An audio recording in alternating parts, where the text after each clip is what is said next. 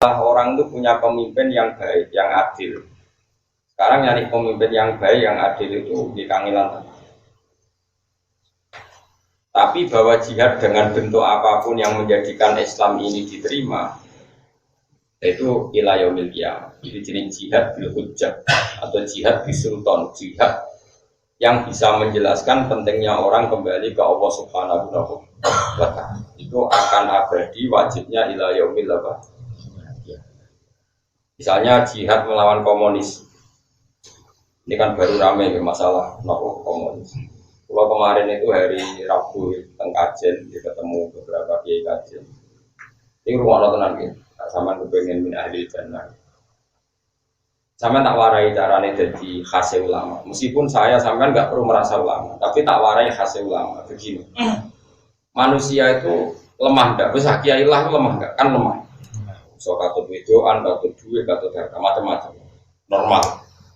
Umur kurang katut ya kelainan, itu biasa mawon. Sarro wong ayu rasa seneng kan ya aneh. Wong duit rasa seneng aneh. Cuma nak seneng loh ya aneh. Mana seneng ra kesampean malah. Ya aneh ya loro. Begini tak terang lagi. Ini rumah tenan. Awas ya nak salah paham. Kamu jangan menjadi LSM yang terjebak isu pemutarbalikan sejarah. Misalnya begini. Wah itu dulu itu hanya penciptaan Orde Baru. Sebetulnya kejadiannya ada begitu. Sejarah itu bisa dibolak-balik. Oke, sejarah bisa dibolak-balik. Tapi kita ikut saja yang resmi. Karena Islam itu tidak mau ribet. Oke. Tapi rumah tenan ini fatwa kulo. Nanti kalau ketemu pangeran ya fatwa demikian. Yang penting kalau dalam akidah Islam, kamu membenarkan satu ormas atau satu organisasi politik atau satu gerakan apa saja, itu cek itu dari ajarannya apa. Tidak penting sejarah. Ini cara ajaran Islam.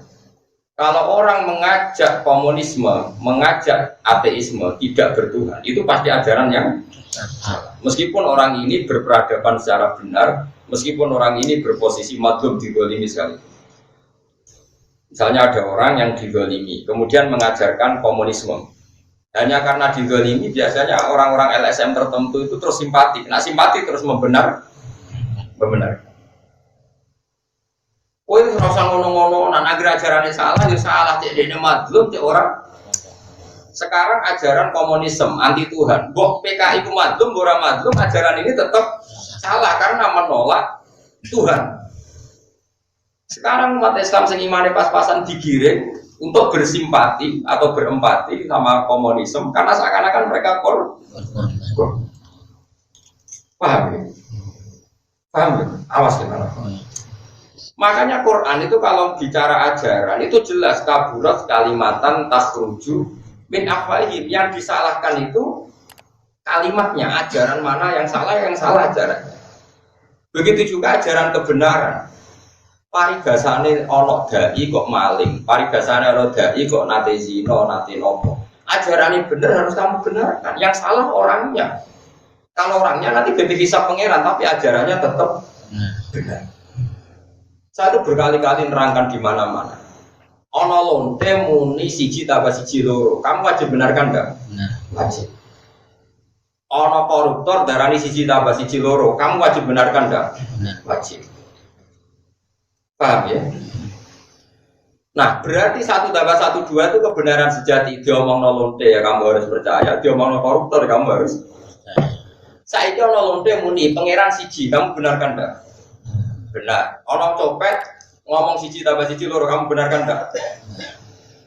Kemudian ada orang ateis ngasih kamu uang 100.000 atau 1 juta. Barang kayak duit kayak 1 juta, bariku mbok saduki mbok injek-injek. Wes barang kayak duit, bariku mbok injek-injek. Terus dia karena madlum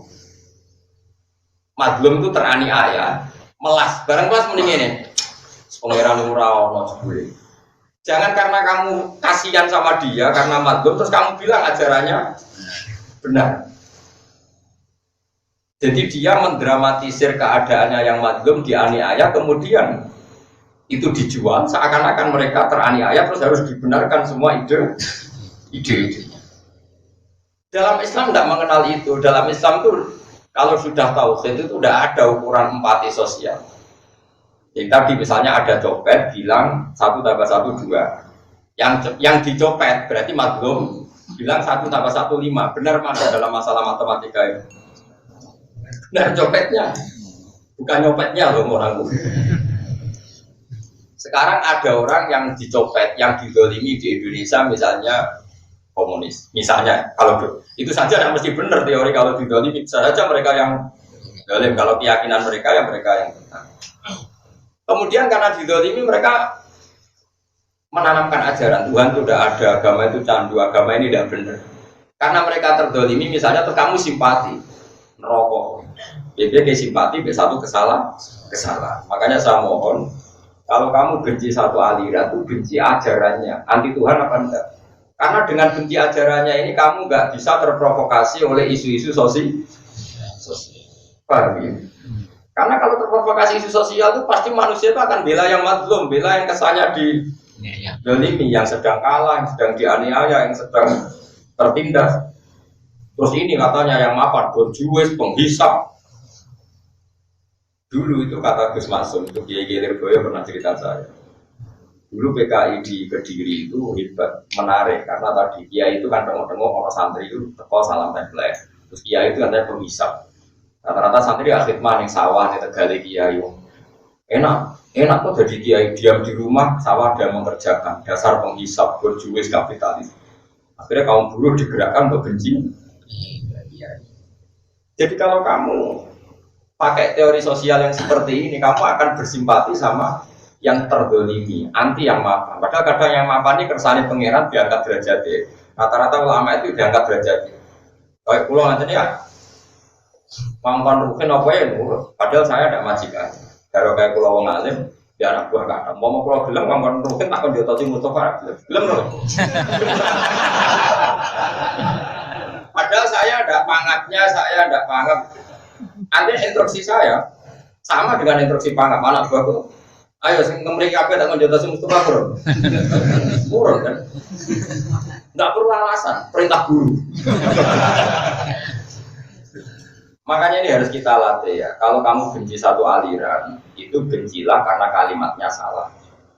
Karena kalau orangnya bisa saja kita yang hak, kita pun salah. Misalnya saya kiai. Nak santri juga tak hormati, nak marah tak sepele. Tapi aku tetap aja ajak wong belajar Quran, belajar hati. Ajaran saya benar, kamu nggak boleh menolak ajaran saya.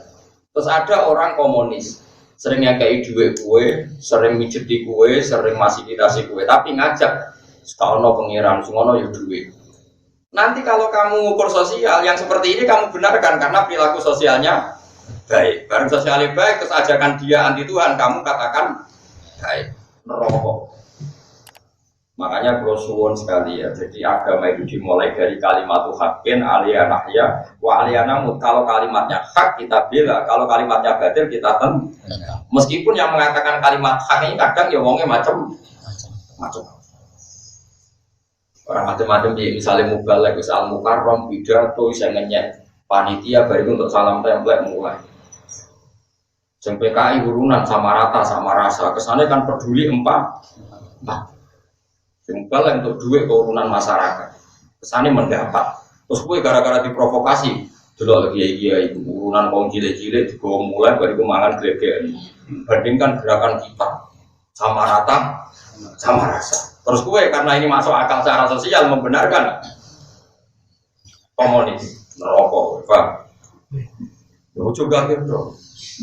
Makanya ini saya mohon sekali, kita harus melatih ajaran kebenaran lewat kalimat. Kalimat haqqin wa kalimatun bukan empati nopo. Makanya kalau sirine kalau rapati seneng tamu kan itu mulane kalau subuh naran untuk izin kula niku ampun sowan kecuali kesasar terus lipat sowan 10 menit tadi. Agama ini enggak boleh dikawal dengan hukum sosial berlebihan, enggak boleh. Agama ini harus dikawal dengan akidah yang benar.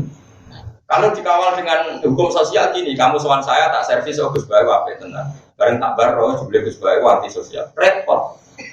Agama itu udah boleh servis-servisan itu. Meskipun itu baik ya, tapi nggak boleh nanti lama-lama jadi tolak ukur. Nggak boleh.